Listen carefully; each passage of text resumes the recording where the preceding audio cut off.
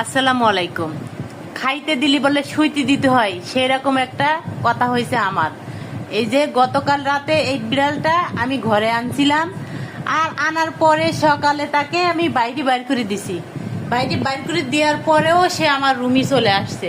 আসি দেখেন কোথায় বসে আছে সে বেচারি। এই, তোমার কি সমস্যা? তুমি যাবে না? এই, তুমি আর বাইরে যাবে না? হ্যাঁ, তোমাকে খাইতে দিলে শুইতে দিতে হবে? হ্যাঁ, এমন একটা ঘটনা হয়েছে। হ্যাঁ, কি দেখেন তো কি সুন্দর কিউট বিড়ালটা, তাই না? মাশাল্লাহ, তাই না? এই, তুমি যাবে না? খুব আদর খেতে মন চায়, তাই না?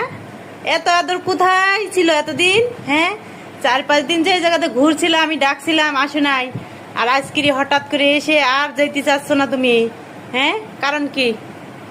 সবাই বলবেন তোর নাম রাখা যায় কি? বুঝছেন? কি সুন্দর চেহারাটা দেখেন তো, মাশাআল্লাহ।